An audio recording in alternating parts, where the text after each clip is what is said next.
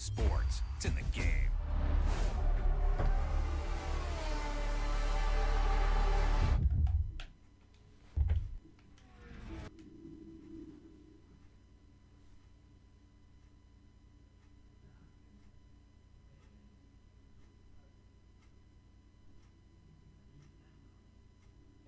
Fuel currently on target.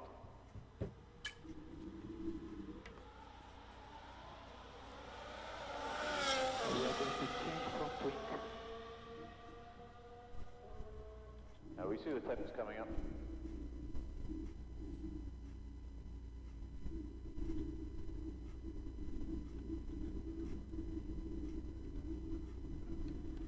Mode RS for the launch.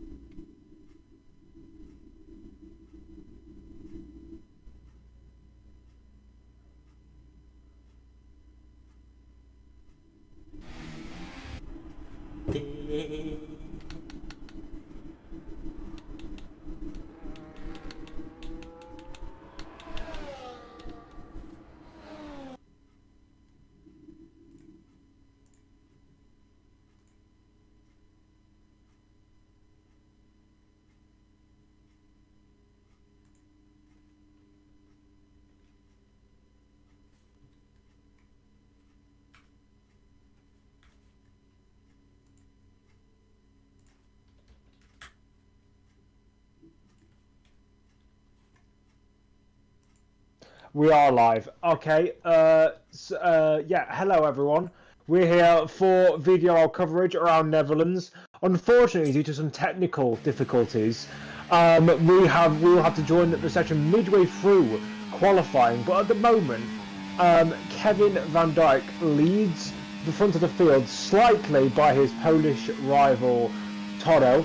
Rajic has decided to retire from the session. We believe that, although we haven't had this confirmed, we believe he's doing a last to first challenge, having won the championship officially by the last round of the season. The previous round of the season, where he clinched his third, I think, or fourth title here in the VDRL. So the Spaniard will be looking to just, I assume, trying to have fun, come from the back of the pack and see what he can do.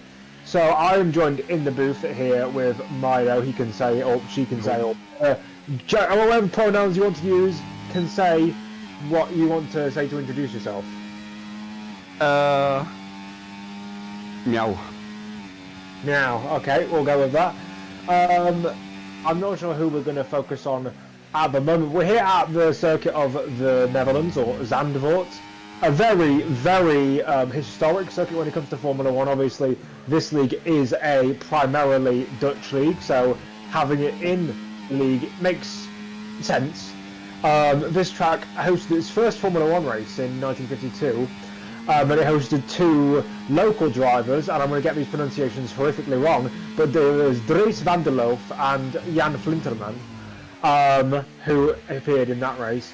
And ever since then, it's basically been on and off of the Formula 1 calendar. It was on until 1950, I think it was on until 1956, and then it fell off due to the Suez Crisis. Came back in 1958, saw the first ever win for the BRM team in 1959 with Joachim Bonnier, a Swede, driving the British team's cars.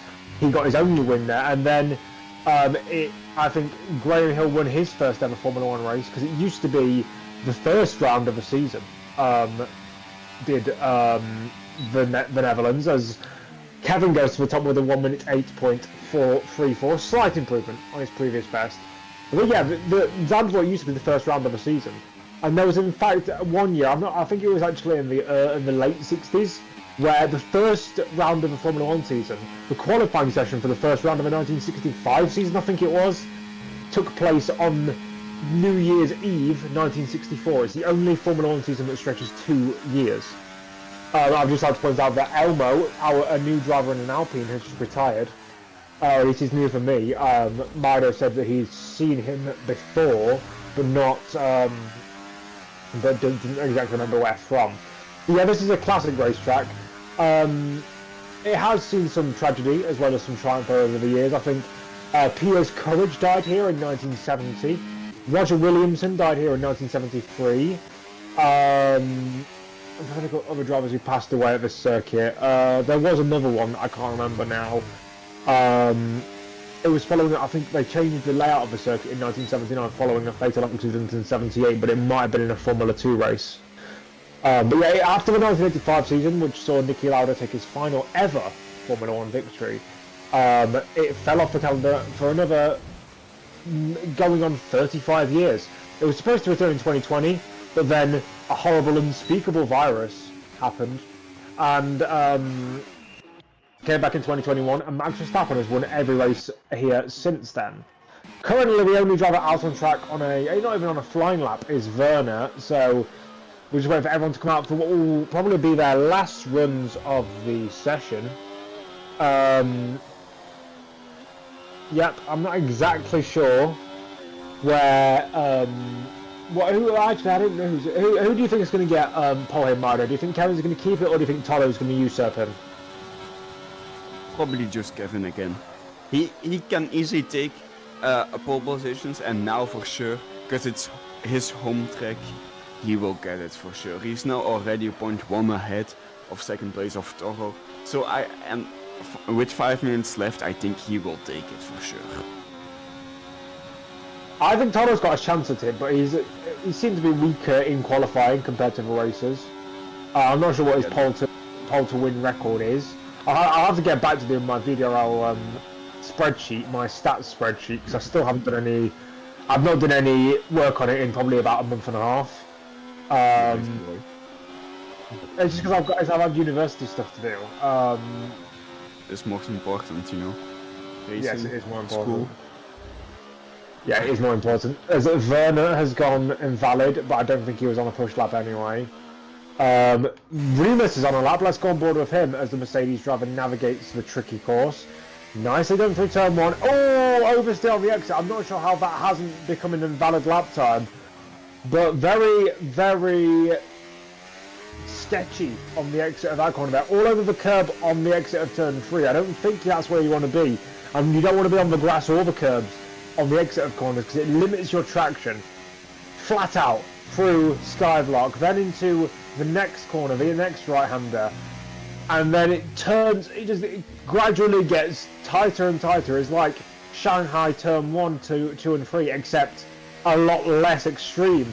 Nicely onto the left-hander that follows onto this short DRS straight into a quick flick right and then left. This was a section brought in when they redesigned this circuit because there were housing developments, I think, on part of the layout until it got redesigned about 20 years ago. But now we come to the line. It's a 1 minute 9.454, sixth place for the Mercedes man. A fairly impressive job. Kevin has come out for another lap.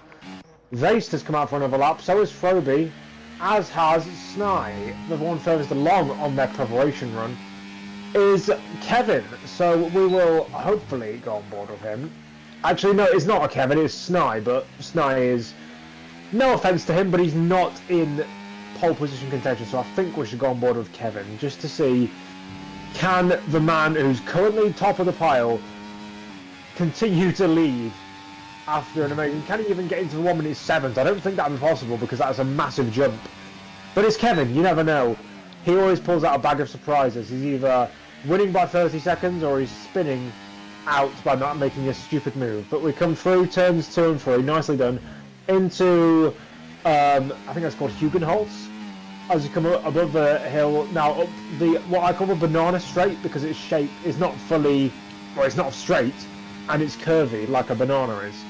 Now through the fast right-hander, completely flat out, and flat out through this one as well. That's how you know a handling model is bad. If you're going flat through these corners, a little bit too much throttle on the exit there for the Red Bull man. He will want to either go for another lap or just pull into the pits, because Toto is leaving it very late to start his own fly. Obviously, it's a very short lap around here.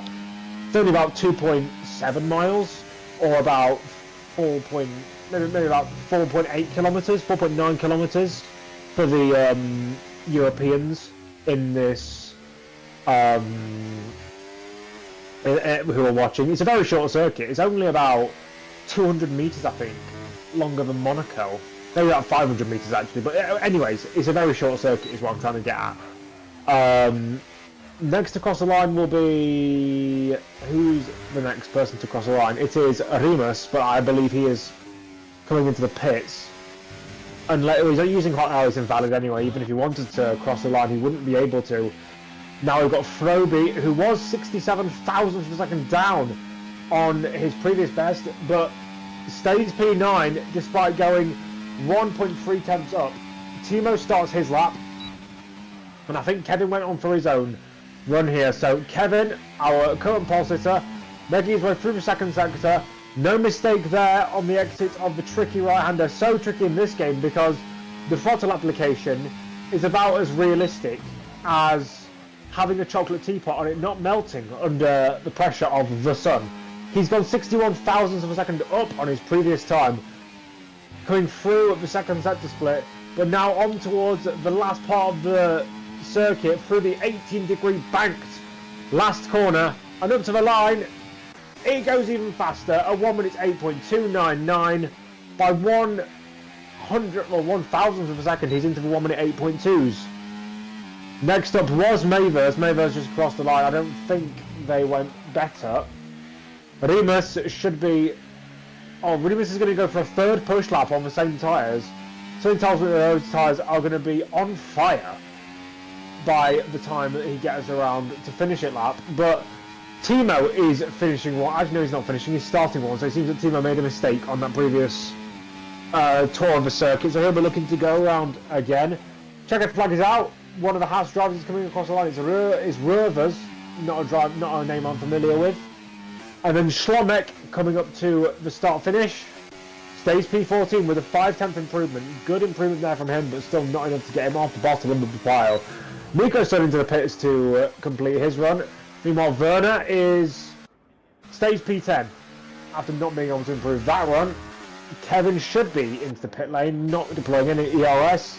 Meanwhile, Nico's is in the pits. Mayverse up to the line. He doesn't follow into the pits. He just cuts across to the inside, and it's third place for him. Just about usurps his teammate there. And Timo I'm not sure if Timo's on a flyer because he was going very slowly there. But I can tell you for sure that Remus is on a flyer.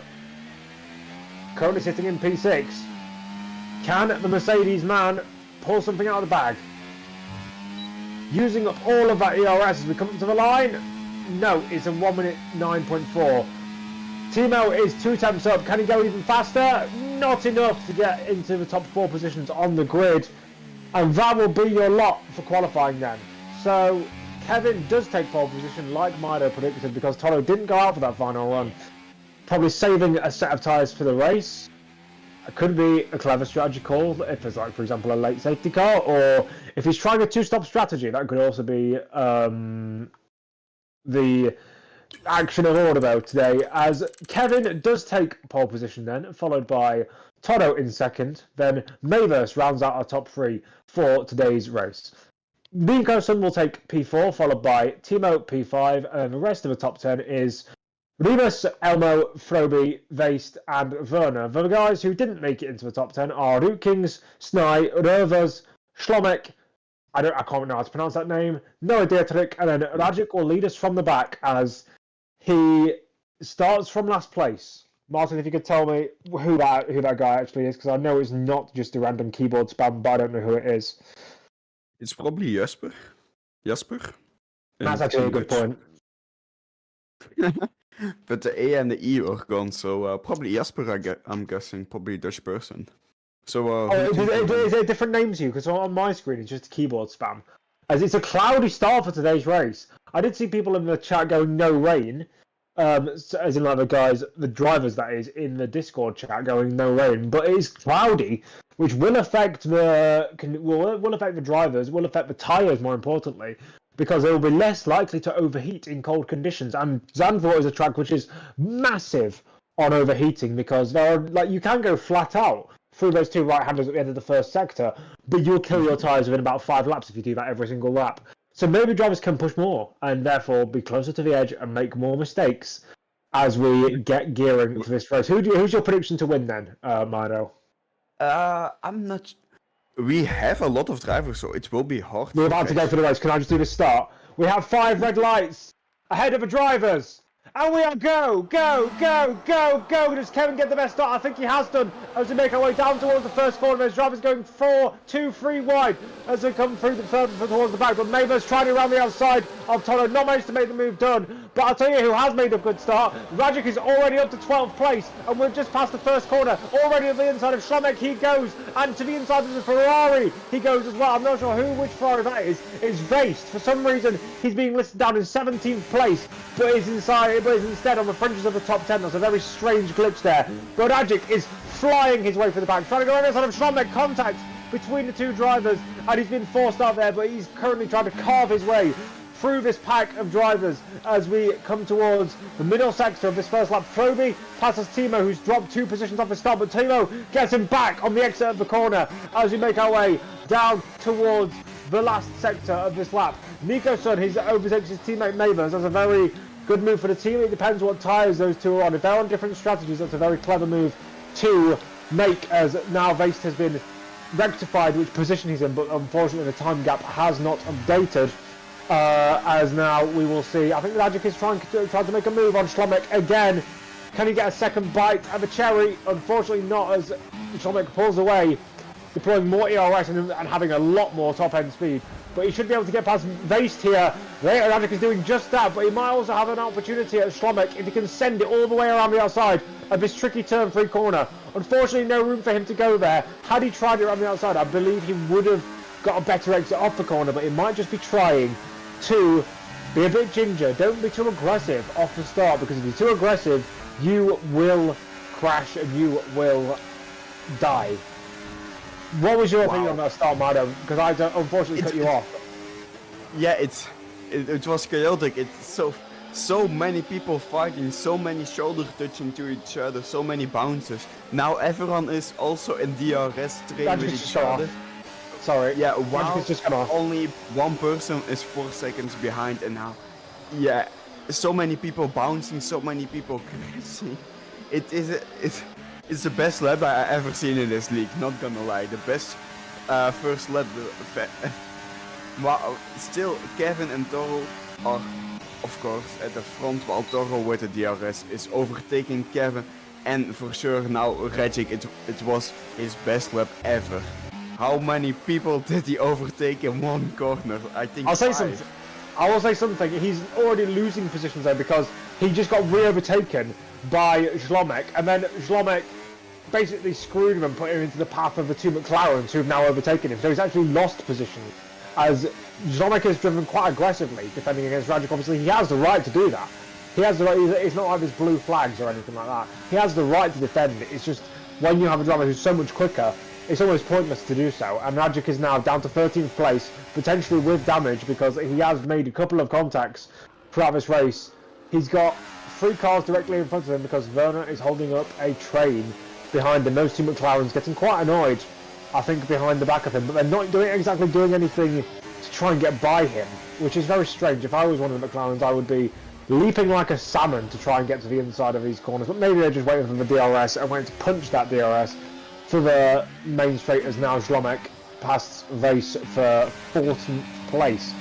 I'm assuming, yep, overtake is being deployed for Noah Dietrich as Root Kings on his debut, I think it's his debut, passes Froby. Both McLarens overtake Werner, and Rajic will be looking to fit through on the inside there, make his way past the Sauber. But this is Werner. He's a very temperamental and at times reckless driver, but it seems that he's not doing anything untoward there. But the two McLarens going side by side, not side by side off the exit of the corner, but they are getting close. Kevin and Toro are close up at the front, but what do you think is going to come in this battle?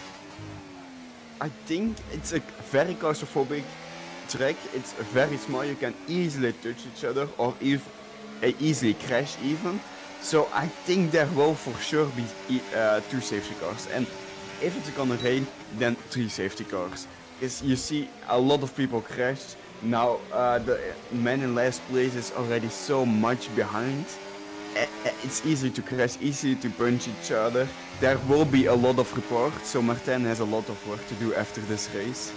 And we also need to acknowledge a very cool thing about Martin or something, I don't know how to say it, but in a couple days, I don't know how many is his birthday, so congratulations, I guess. Back to the race. Regic with the fastest lap. Yep. No surprise, he's on the stops, he's on DRS. He won the Constructors and the Drivers' Championship, so it's not a surprise that he catches the fastest lap, to be honest. Yep, and between the top 6, they are all in DRS range of each other towards the leader. If it wasn't for Root Kings holding up his little train, it could be almost the top 10 all in DRS range of each other, but this is creating a bottleneck effect. This is something you often get in F124 because of the effectiveness of the DRS, as Froby has gone wide. Froby has, I think, spun, and that drops him down to 12th place. That gives Rajic another position in his charge to get up to the front of the field. He's now making his way up to Noah Dietrich, but I don't think he should make a move into the tight right-hander at the end of this straight, now pulling away. It's going to be interesting to see how he navigates through his pack, because they haven't necessarily fallen away. Like, the gaps are only a couple of seconds here and there, if that. Like, there are entire groups of cars that are within tenths of each other that are just separated by seconds in between them. But it's a case of, can he counteract the DRS effect? Luckily, at a track like Zandvoort, there's only 2 DRS zones, and one of them is hardly substantial, probably gauged to maybe 2, maybe 3 tenths of maximum. One of the main straight, obviously, but if he can make a lot of room in that from the first corner until the last corner, you're instantly in DRS range, and I think that's what's going to be able to help Rajic stay at least within relevance in the opening part of this race. But he needs to get past these slower guys, these McLarens, for example. They will hold him up, even if it's only by a couple of tenths a lap, because they aren't horrendously slow, they're just not horrendously fast either.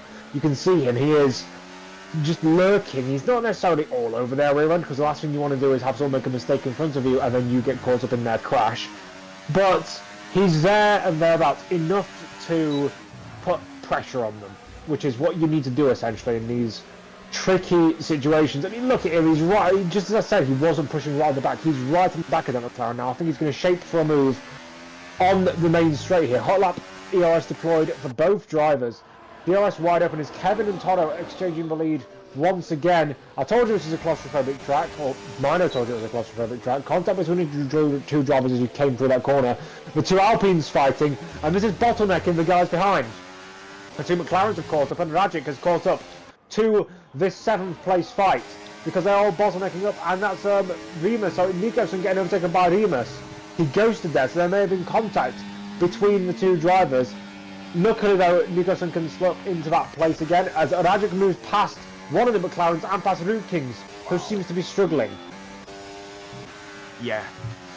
What is this for race? I'm not gonna be surprised, to be honest, if I will see Rajic in a couple of minutes with us interviewing. I'm not gonna be surprised if he even is gonna win the race, because he can do it for sure. He can do it. And Timo, let's talk about him too. Normally he is about like a 10th place, but now with his home track, he's 6th place. He qualified, I think, 6th or 7th, and that's very good for him. Congratulations already for you, Timo. Don't crash, because consistency is important, but this is very, very good for you. But yeah, I'm happy for you actually to see it. Another change for the lead as one of the McLarens comes in. I assume that was for damage, and with a 10-second stop-go penalty for a 10-second time penalty for changing the wing in up to over speeding in the pit lane. And yeah, you talked about Timo. He is obviously a former VDRL driver. Like, he's raced in many seasons before, and he's making a kind of return this year. Obviously a former VDRL champion in season 1. But yeah, he's clearly making a swift return, and obviously a track like here might just like it more than others. I know, for example, I can't compete with these guys around most tracks, but like for example, put me around Monaco, and I think I'd be right top 5 because it's the one track I absolutely love. Well, he's put me in Monaco on a good game that hasn't got the worst handling model in human history, and I'd be good. But when I did my one VDRL race around Monaco in this league, around this track in this game, it was horrendous because this handling model is completely and utterly berserk.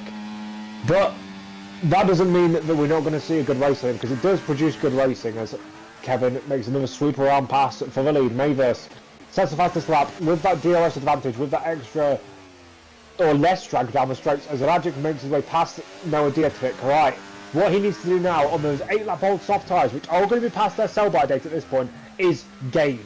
He needs to catch up to the back of that train in front of him that is going to have DRS twice around this lap, and if he doesn't, he will not be able to do well in this race. The only other option he has is to try and go for some zany 2-stop strategy, where he pits early off the softs and goes, for example, onto medium to avoid the necessity of having to try and push and get onto another set of mediums or another set of softs, and just not worry about DRS and only worry about his overall time gain. But then again, pitting for mediums now could put you into traffic again, and it could just be resetting your progress. As Mavis has overtaken Toro for 2nd place, the Williams man makes his way past the Alpha Tauri, the Aston Martin. The Alpha Tauri hasn't existed for nearly 2 years now. I don't know why I'm saying that, as Vesta also gets past Werner. But that's a big gap to Kevin in the DRS there. They're all slipstreaming their way down the straight, and Mavis now up into 2nd place. It's a change for 2nd. It's been either Kevin or Toro, in that runners-up position for this entire running so far. However, can Mavis do something to usurp the driver in front of him, who is Kevin? Currently been leading this entire way. Obviously, I mean, Noah Dietrich has just made his way back past Rajic. That just shows you how powerful the DRS is. If you can stay with the guy in front of you, you can be faster. And I mean, he also is on the medium tyres, which could also explain that, because I think that soft tyres, those soft tyres for Rajic will be on about 40%, as now Toro and Mavis fighting through this middle sector. That's not what you want to be doing, because watch that DRS margin. Yep, Kevin is out of the DRS range. I don't think Toro does have the DRS, but those two are going to have to push like mental to get him back into that range. and Mavis doesn't have the margin on that battery to do so. He's at 33%, 30% only. He's not got it. He's not got it. So Kevin is pulled out of the DRS range because the guys behind him are fighting between themselves. The only person this will play into the hands of is Kevin, and it's Rajic. As they go 3 wide, coming down towards the first corner, and Toto makes his way, sweeps his way past both Nicholson and Mavis there to now try and get back into this leading battle, because he needs to try and get back up to the back of Kevin, because now Rajic is 2.5 seconds behind. That's a 5/10 gain. Admittedly, that's not a lot over the course of 2 laps, but if these guys keep fighting, that gap will just keep going down. It will keep shrinking, because we know just how good Rajic is. He's better than the likes of Remus and Timo on old tyres. I mean, come on, he's always going to be better than them, even on slightly worn out rubber. But we've seen battles for the lead, and now Toto is importantly back into that DRS range. He is now trying to gain on Kevin, but I think Kevin is wise to the threat. He's using that ERS tactically and just trying to keep him hovering on that 9/10 window. It's now 8/10, but with the DRS advantage, it will probably be about half that by the time we come to the end of the main straight as we start lap 12 and begin. What is it? Well, we are a third of the way through this race now. Yeah, it's weird to think about that we're already a third of the way down, and not a lot of people pitted. And still there is a DRS train at the beginning for like our top 5. Timo, I think it's the first DRS train for Timo at the front. For sure this season. And we'll see Regic started 3 seconds behind P6, and now he is already 1.7 seconds behind. So he is catching up, he is doing it, he is hard pushing, because he can and he wants it. He wants the win, he wants the podium, he wants to show the world that he's worth it. And he can easily do it. He's almost at the DRS zone, and then he can break through and go to the top and go fight with the other guys, with the 2 Williams, 2 Red Bulls of course, and the Aston Martin. The other Aston Martin isn't here tonight, sadly. Yeah, I will just say, by the way, that on that last lap, Rajic gained more than a second on Remus on old, worn, soft tyres. He's got Noah Dietrich right behind him, but that's not because Noah Dietrich is some underrated driver, it's because the tyres are better. Nicholson makes his way past Toto, but luckily for him, he's not really lost the gap to Kevin. So Nicholson might be ready to poise for a move here. I thought he was going to go for a move on the inside of turn 3 or turn 4, I don't know exactly, because I know the official track map calls that turn 3, but you can clearly see it's the 4th corner on the circuit. So some very strange naming conventions here. I always found that this, going up the banana straight into the fast right, was an underrated overtaking spot. I remember another race, I did a couple of races not last season, but a couple of seasons ago, where I raced at the Netherlands on F123, and I managed to make an overtake for the lead up the hill into that right-hander because the guy in first wasn't expecting me to be able to get alongside. But just an underrated boost that you can just deploy ERS and put your foot down. And we have a caution already in sector 2, but no safety car fortunately.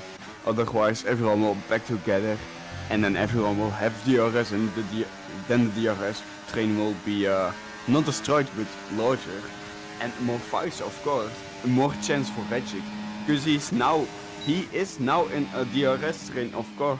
The McLaren overtook him, so he has DRS, and the McLaren has DRS on Remus, so he can easily now catch up if he overtakes the McLaren, and then he can easily go to the top, the Mercedes, the Red Bull, and then go into the Williams with Mavers, Nicholson, Kevin and Toho fighting. But he needs to, I think he almost needs to pit, because 13 laps on these tires, at the end it's not gonna last longer than this. So he might need to think about when to pit, but like he said in the past interviews, he doesn't have plans, he doesn't have strategies before the race or even in the race. He just sees, he feels what maybe is right, what maybe is good, and then he wins, like it's nothing. I will just say, by the way, Nico's son got into the lead at the start of this lap and has pulled 8/10 on Kevin. I have a feeling he's going to come into the pits this lap because he's pushing really hard. He's not, he's staying out. But Nico's son is the fastest driver on the circuit. Mayverse is in, so that's his teammate going into the box. Yellow flags in sector 2, the McLaren is off, that is Jasper. Gets it back onto the circuit, so no safety car, no interventions like that. But until Mayverse came in, it was the top 8 all in DRS range of each other, and he's going onto the hard tyres. That seems about right, so he's trying the one stop.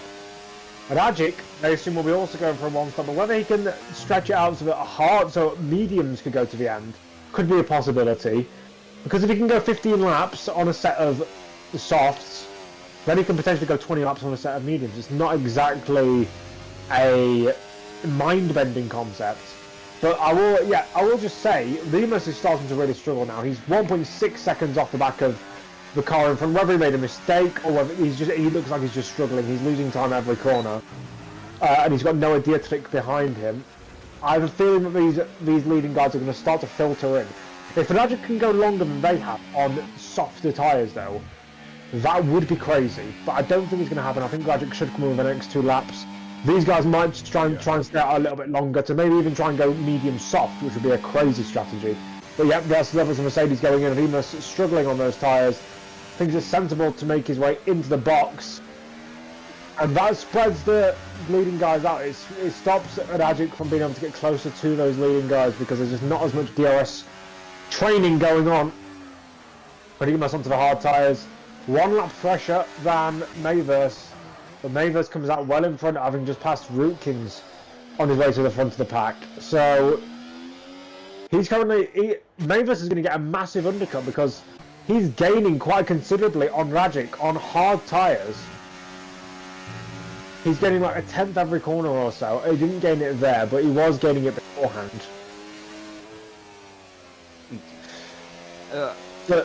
Timo, we saw 1 lap ago in the DRS zone, but in the last corner he gone a little too inside and almost spun, but he saved it.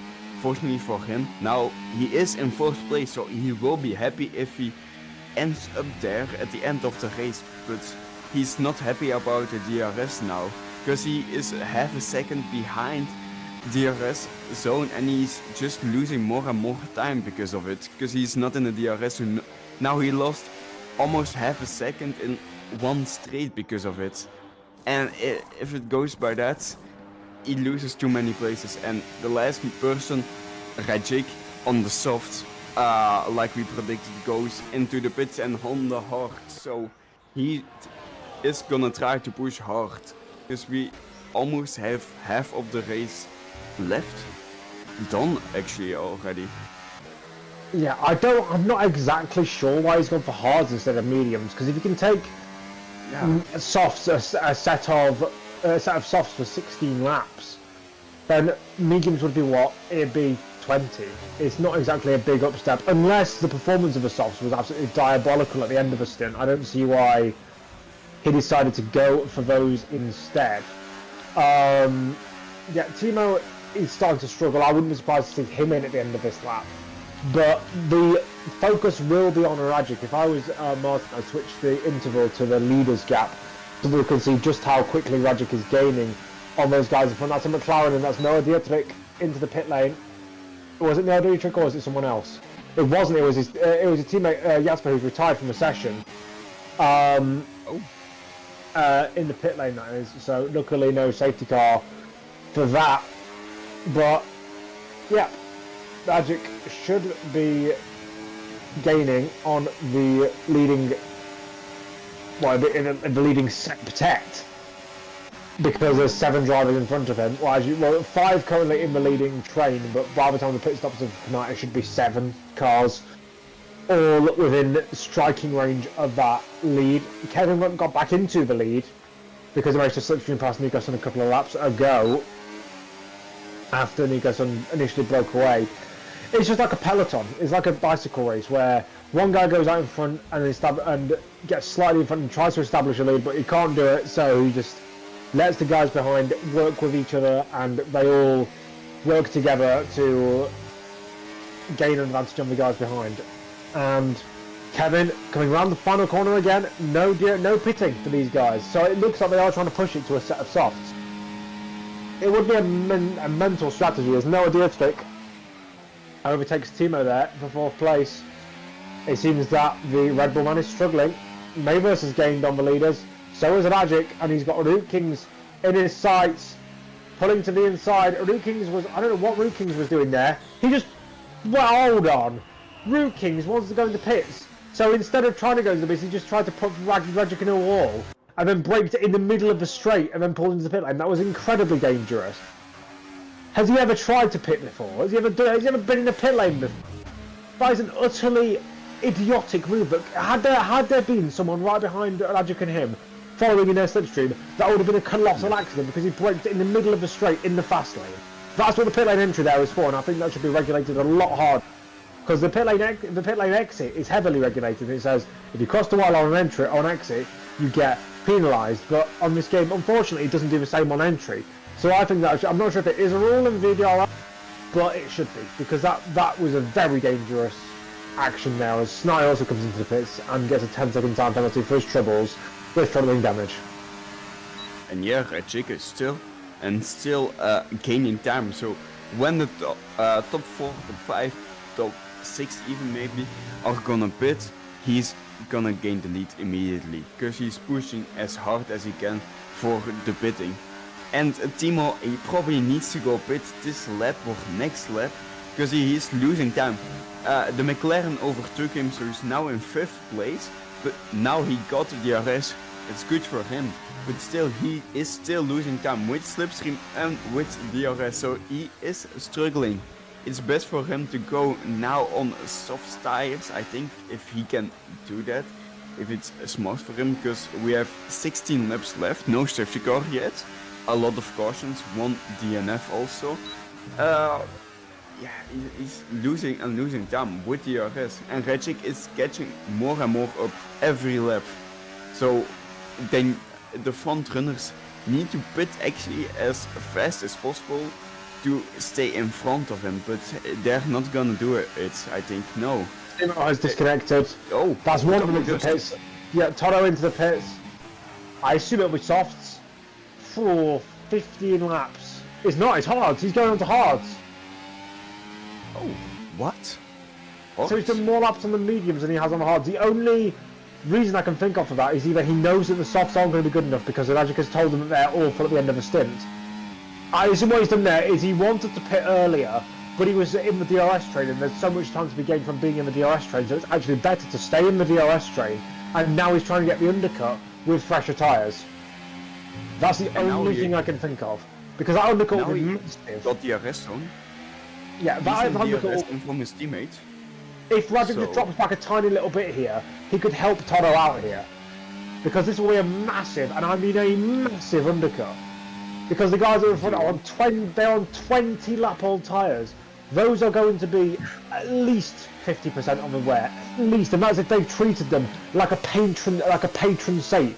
Let me get my words out. A patron saint throughout this entire stint, and I don't think that these guys who've been battling this entire time are treating them like that. And they're all, one of them's in. That's Nicholson. Nicholson takes to the box. So does Noah Dietrich, and Nicholson gets a 10-second time penalty for speeding in the pit lane. That's what happens. Very unfortunate for him. That's what happens when you brake on old tyres. You always brake early when you're on old tyres, when you have damage, because the racing line always lies to you. Noah Dietrich onto softs, Nicholson onto hards. This... Now, Kevin is 7 seconds ahead of Timo, and my first 9 seconds behind Kevin, so a big difference. Rajic now in P4, he almost got the DRS, so he is still gaining time. He didn't, saved the DRS zone for his teammate Toro, which is unfortunate for him, but still they're both a great duo, of course, otherwise they wouldn't have won the Constructor Championship together. But Rajic is still gaining, and he is for sure gonna get the DRS zone this lap, I think. Or maybe if he crashes not, but for sure, and he got it, of course. And then he gains time, and he is gonna win the race. P17 to P1. I said in the beginning, I'm not surprised if he's gonna win. I'm not surprised. Well, he's currently in at least net P2 because Timo's going to come in and Timo will not come out ahead of him. It's whether he can not just keep ahead of Kevin because Kevin has stayed out another lap, but if he can, because he will, because I think when Kevin pits, he will definitely be behind Radjic because although it's a very short pit lane around Zandvoort, it's not 16 seconds lost short. It's just going to be like, I think Kevin is going so hard for that soft tyres. He wants those soft tyres at the end because there's no way he's going 20 laps. He's not doing a 22 lap stint just to go on softs. No, So probably he hard. needs to go softs now actually. He needs to go pit now because Radjic is still gaining in with the DRS zone of Mavericks. So he's losing time, and with the softs, with 13 laps left, it's very good possible. And then you can fight with Radjic. So for him, it's best to now. Yeah. I was going to say the only reason why he's not pitting just yet is because he wants to save that soft tyre and basically he wants to get the prime of that soft tyre, and if it does fall off after 10 laps, let's say, he doesn't want to have that fall off. He doesn't mind taking the biting the bullet of having mediums deter 2 seconds off the pace. So it means that his softs are going to be 3 seconds quicker because he's on better tyres. As they're fighting for P4, Radjic to the inside, P3, Radjic to the inside, and so does the McLaren go to the inside of Mabers. That's 2 positions in one corner lost for the Williams. And is it going to be another one to Nicholson? No, Nicholson decides to back out that one, but they might work teammates with Nicholson being on the fresher rubber. If I was them, I'd definitely be getting Mavers to hop, skip and jump out of the way.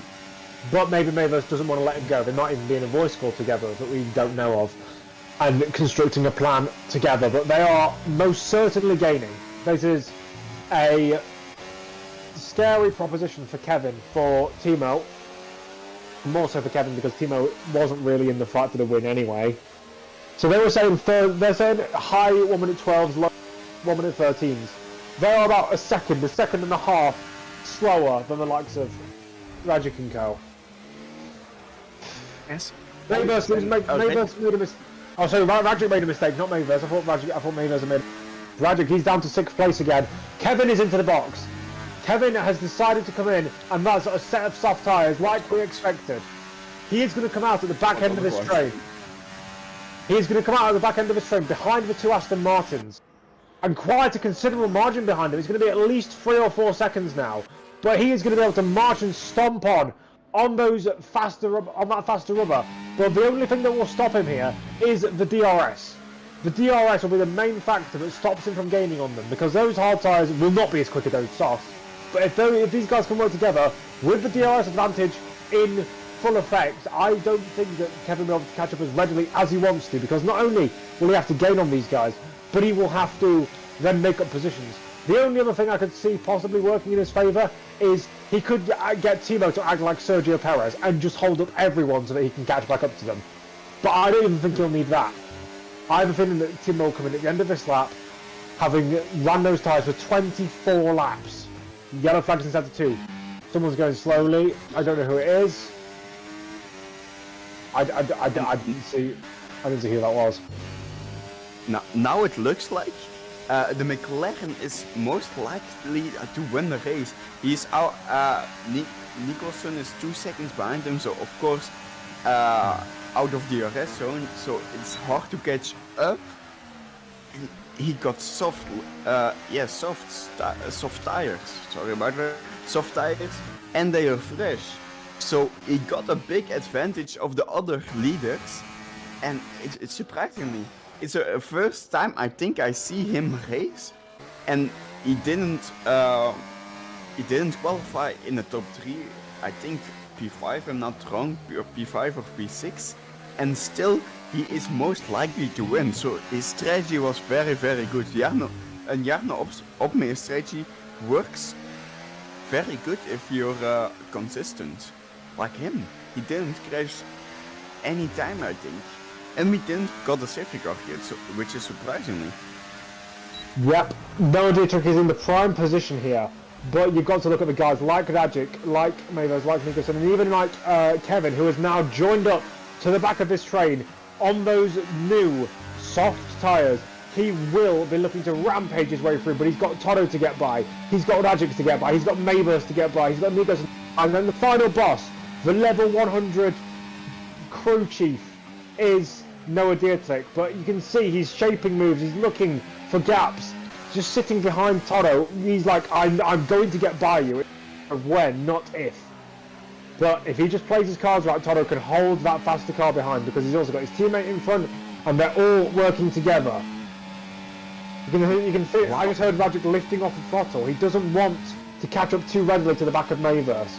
I don't know why he's doing that, because he could easily fight for this lead, fight for this win. Maybe he's saving himself for one last push right at the end when those softs may be weak, because those softs will be weak at the end for both Noah Dietrich and for Kevin. Kevin up the inside of Toto into the left-hander before the long straight. This will lose him time to the guys in front, but if he can get the move completed, it will benefit him in the long run. Get it around the outside, keep that car there. He does so, and that's enough room left by Toto. A bit of bumping and barging, but you're going to have that around Zandvoort. It's a very tight and twisty and narrow circuit. You're going to have a little bit of contact when making passes. Toto leaves him just enough room on the exit. A bit risky there to not leave a bit more, but there was no crash at the end of the day, so I don't think you can penalise such actions. Risky behaviour from these guys as they are getting close to falling out of the DRS range, but it looks like they've got everything sorted, and Toto is playing a good defensive game for his teammate, who can't seem to get through on Mayverse in front. This is going to be a great last 9 laps of the race.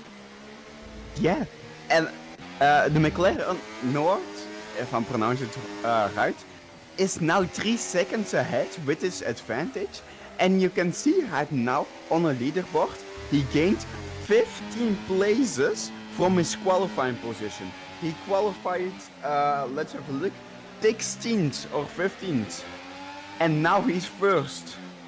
What? It's a phenomenon, probably not good English, that you can see in the F1 esports also. Like, strategy can sometimes be more important than even racing. If you have a very good strategy, you can become first while you qualified 16th or 17th of 20 people. That's crazy to think about. He's gonna be shocked. He's gonna be shaking right now. Like, I feel him. 15 places. Qualified so bad. Maybe his first ever win in a league. He's gonna be happy at the interview. He's gonna, if he's not gonna crash, I think he is gonna win or has an interview for sure. Yeah, Kevin has just made his way past Toto. That was a move he needed to make, because now Rajic is shaping for a potential overtake on Mayverse. These two have been big rivals, Kevin and Rajic. They might have had many different title scraps. Kevin has a handful of championships, Rajic has a handful of championships. They both are very successful, very dominant in their own right, and, well, we may see them come together, because now Kevin is so close to that rear end on those faster tyres, on that better. I'd say now it is a better strategy, because I think Rajic's halves are not done, but they're not better than the likes of Mayverse and Nikos, and I believe he's using to try and get by these two Williams, but they are not budging out of second and third place. And when you've got someone on faster tyres with much more at their disposal, you're going to struggle. That's Kevin, but he's defending from Toto. Toto getting back at him. Toto is being the best number 2 driver, the best teammate he can be. To Rajic, to the inside he goes, barges Kevin out wide. That's a fair move, but now to the inside, Kevin will retain that position, but what that's done is it stopped him from being able to get over Rajic, but now it's a fight back from Toto, on the grass, on the curb. Fantastic scrapping there. He's just holding him back, he's just keeping him at arm's length, stopping him from catching up to Rajic, and more importantly, stopping him from overtaking Rajic. I think that's all that Toto's going to be able to do for now, as Kevin sends a ludicrous dive bomb on Rajic there, and Rajic going for it. That was a ludicrous. Can't expect people to leave room on the inside there, and he's pushing Toto to the outside. Kevin is losing his head right now. He has all of the cards in his hand. He needs to play them correctly. He needs to stop going for reckless dive bombs that aren't going to work. He was angry that Toto was battling him so hard, and he took it out on Rajic, and it so nearly turned it into a spin, because he was trying to be overly aggressive and push his way through. Pushing your way through is not going to win you this race. No, they're so dangerous. I wouldn't be surprised if any moment the safety car will be called and then Regic just wins the race because he got then DRS zone for the first and second place, and Nicholson got a time penalty, so he might not even get second place, which is also very unfortunate for him. I didn't see why he got a time penalty, to be honest. I've already got it. It was speeding in the pit lane. That's so small detail, and then losing so much seconds and your standings only because of that. It's a little too hard. 10 seconds for speeding in pit lane while Werner gets also a 3-second penalty. Yep, Kevin's tried to send another move on Rajic there, and the thing is, he doesn't realise that yes, going for an inside move there does kind of offset the driver in front of you. What it does do is it gives him a better run out of the corner. If he just waited behind and tried to get the sharper line to cut underneath on the exit, he could try and make a move on the next straight. But what he doesn't realise is that the guy in front just doesn't, because he has a DRS, he has a momentum to carry through the corner. Mayverse overtakes Nico, so good move from Mayverse there. I'm not sure if that was orchestrated by the two Williams boys, but in fact I'd actually say that it'd be better for Nicholson to go in front, because then he's got more cars in between him and the guys behind for the time penalty. But at the end of the day, I also believe that he's not going to gain any more positions. I think he's going to finish with that penalty in 6th place, because Timo, unless he catches, it's fair, Timo could actually catch up because he's on the faster tyres. Maybe that's what they were trying to do, but Mayverse is faster than Nicholson on older tyres, which is very worrying. Kevin still behind Rajic though. He's going to send that move again. Oh, he was going to send it move, but he took some strange line there. He needs to try and just go deeper into the corner, cut his way back out and get the better run off the exit so then he can go for a move into this corner. But this strategy, I thought he was the best. If there was no traffic, he would have won this race. But there was traffic, and so he hasn't won it. Noah Dietrich managed to carve his way through the guys in front, which put him in the prime position. Now he's using ERS off. That's put him right up on the tail of Rajic, but because Rajic has that overtake, has that DRS, he's able to pull alongside, and Rajic gets squeezed out by the Williams. He's going for it. That's a brave move from Kevin, and he's managed to just about get it alongside, and more importantly, slightly ahead as we make our way towards turn 2 and 3. Very, very close racing.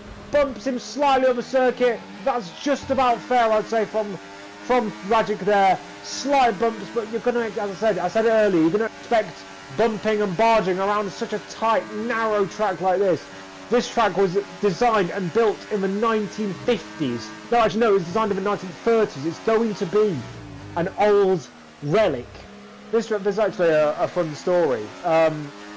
As Kevin goes on the side again of Mayverse, sorry. It's actually a fun story how the front straight of Zandvoort was initially a public road, and they made it into part of a race circuit because they said to the occupying forces, we'll call them, because I don't want to say the actual word and get. So they were German, and they rhymed with the word Yahtzee. So they said to the Germans, the occupying Germans, we can build a racetrack, and this front straight will be the place you can do your parade when you eventually win the war over the Allies. And obviously that never happened, but they kept the track and they kept the front straight, which was a massive long straight that they would have had a parade on had Germany won World War II. So that's an interesting fact for you about Zandvoort. Yeah, you and your interesting facts, it never stops. And Noord is already 5 seconds ahead of P2.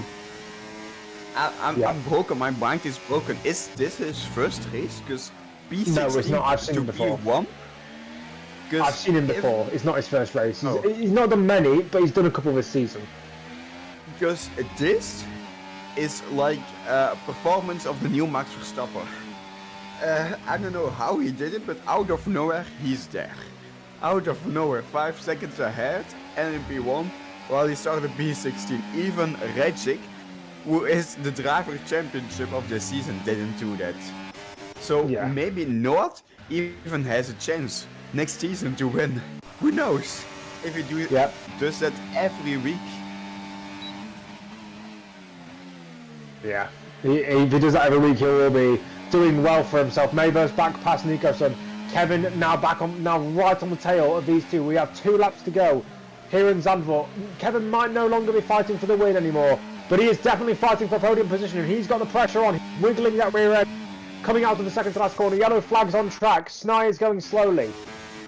He may have damage of some sort. It might just be Snai doing Snai things, because we all know he's not the best of drivers. In last place, and he's been lapped at least once. I'm not sure if he's been lapped twice. As we come up towards this next corner, and Kevin doesn't have but he does have a traction. He's doing exactly what I told him to do. He's taken that line that puts in the rather better exit for the corner, bumping slightly going into the tight right-hander, remember left, but he's just agonisingly close. He's literally about 2 inches away from that rear bumper, or 10 centimeters. No, it's not 10 centimeters. That's 5.08 centimeters for the Europeans. To the inside, Nicholson blocks. Can Kevin send it around all the way around the outside? Should be able to. He's got the more grip. And Mavers is struggling on those tyres, so he could even get second by the end of this race. Kevin already up into the podium positions, and Rajic trying to send his way around the outside of the Williams too, but no doing there from him. He's got more ERS in the bank. He's got more ERS in the bank than any of the drivers in front of him, so he could easily do what I did in my one rare VDRL appearance here in F123. He's got the car on the inside. He's not going to try and move into the right-hander. Surely not. He thought of that cleverly, in my opinion. But they're all so close, so tight, so close together. No idea Tucker up front has checked out, but Kevin is still gunning for second place. A bit of a squiggle on coming off of the corner, and that's going to stop him from being able to make the move. Toto passes Rajic for 5th place. I'm not sure what the reasoning behind that is, whether they had some sort of team order in place. But what I will say is it's been a fantastic race for one man. Not for one man only, but definitely for this man. He's an orange car in front of the orange army. It's going to be Dietrich who wins in the Netherlands. Mavers will just about take second place as Kevin pushes him over the line quite literally. And Toto takes 3rd, followed by Rajic and Nicholson, who gets that 10-second time penalty and will take the... Oh no, he won't take 6th, he'll take 7th. Timo takes that 6th position off of him. But Remus will be the first Mercedes across the line. Several lap drivers, and I think his teammate will be coming across the line shortly. Elmo on his... I think it's his debut. I haven't seen him before, but Mario says he has seen him. Race will come home for the last points position, overtaking Froby. And Ruud Kings on his debut. He was running in the top 7 earlier on, so I don't know why he's exactly this far back. Maybe an incident that we didn't see. As with Werner, I mean, we all know how, I won't say bad, we all know how mediocre Werner is, so him finishing that low isn't exactly a shock. Snai, last place, comes across the line, and Werner completes the order of those guys who have come across the finishing line. Wow, that was a good one. I wanted more laps, like 50 more laps, why not? Of this battle? I want to see more. We need to see more. Next race? The last race of the season, actually. Weird feeling, no? Already, the season is already over. It's not over. We've got one more race. Yeah, we've got one more race at Monza. Yeah. And Monza will be even more chaos. Monza will be even more chaos because the thing is, the reason why this was so much chaos was because it was all condensed, but you couldn't overtake. Monza is condensed, but you can overtake, and people will be going free for. We could even have a 5-wide moment down the main straight. Yeah. That's all I'll say. Chaos there. There will be a safety car. I can say Monza, the tradition goes further. Yeah, it was the first safety carless race in a long while. This track has thrown up some statistical quirks. I will go into those later, but Noah Dietrich takes what I think is his first win in VDRL, followed by Mavers and Kevin rounding out the podium. Toto and Aston Martin, Toto and Rajic, sorry, the Aston Martin duo finished P4 and 5, followed by the second Red Bull of Timo. Then it's Nicholson, Remus, Elmo and Vace rounding out the points positions, and the guys who were outside of the top 10 were Froby, Ruud Kings, Werner, and a lap down was Revers, Zromek, Snai, and the only DNFer was Jasper. Yeah, going back to that statistical quirk, in 1961, they had a race here, and it was the only ever Formula One race to have no DNFs and no pit stops. It was the first Formula One race to have no DNFs, and it would be the last. It wouldn't be until the 2005 United States Grand Prix where we had no DNFs. So it was 44 years until we had another DNF-less race. That's how out of the blue it was. But with my statistical anomalies out of the way, we will move into the interview pen, where we will interview the drivers.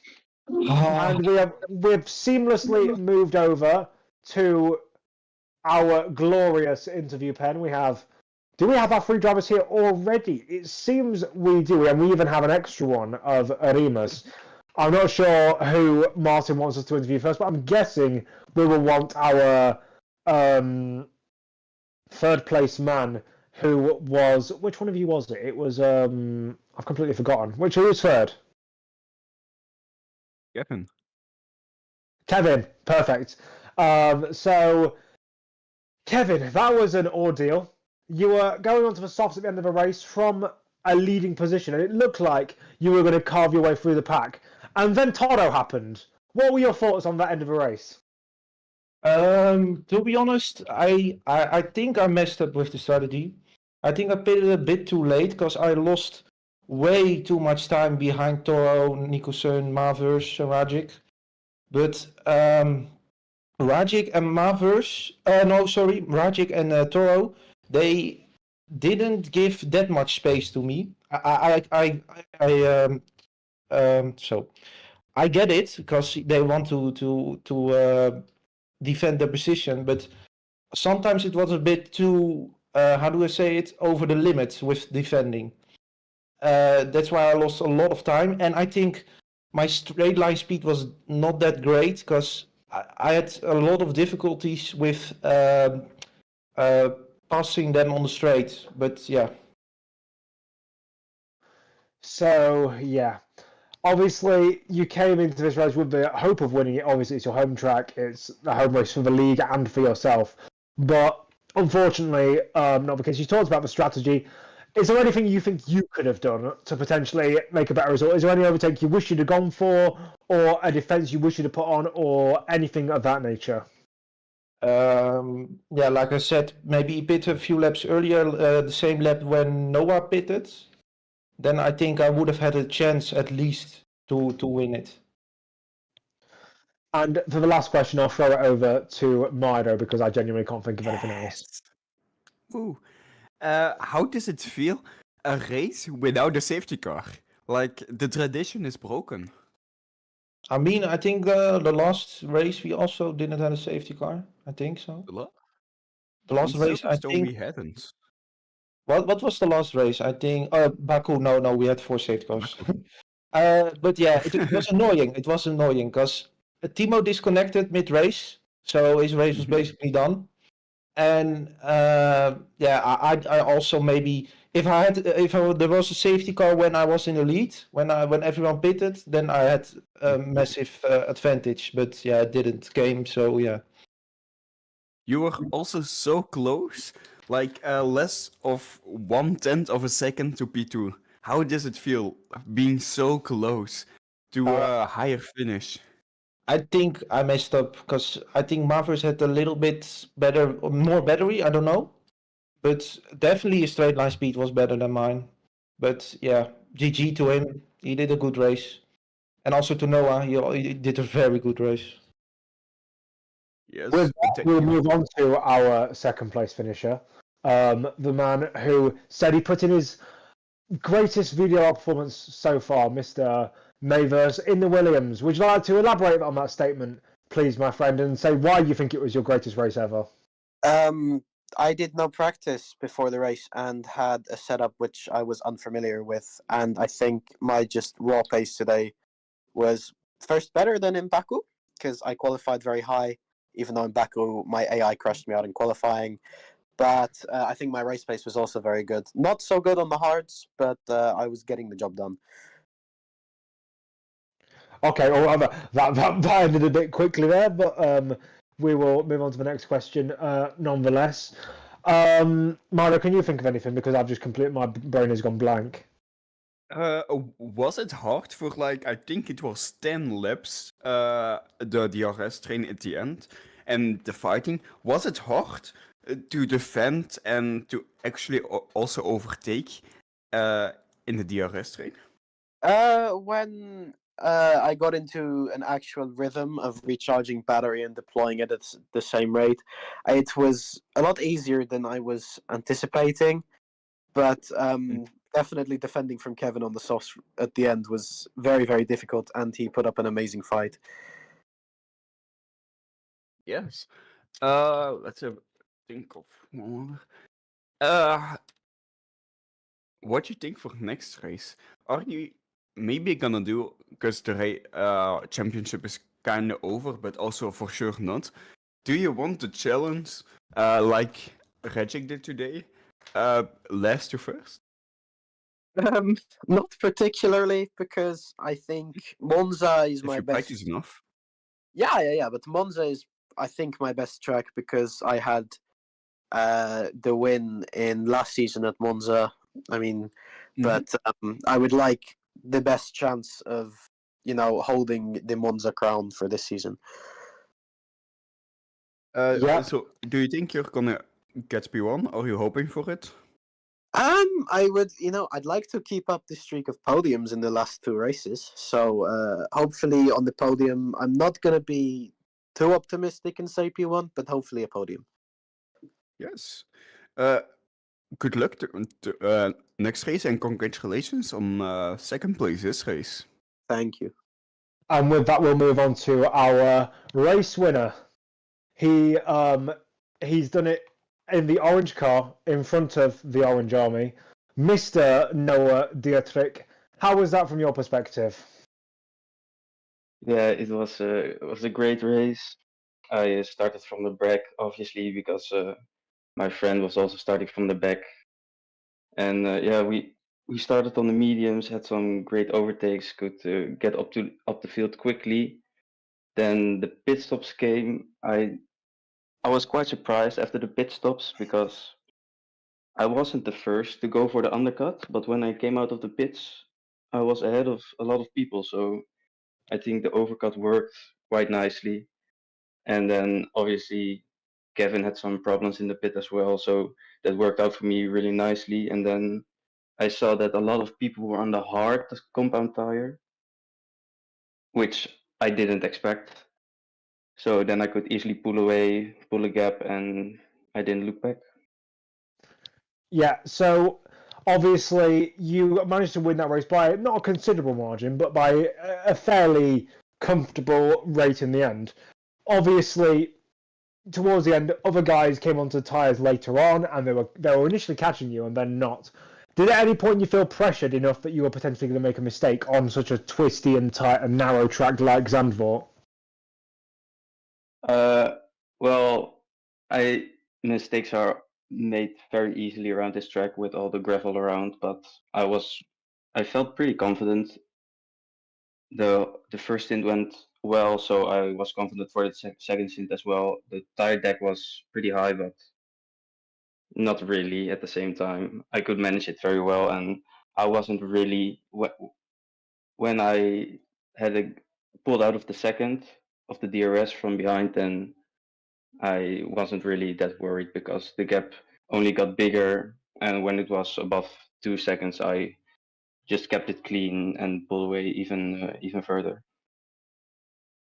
Myra, do you have anything else to ask or add? Of course. That's not a question. How are you gonna celebrate such a good race? My celebration is working on school because I still have some deadlines.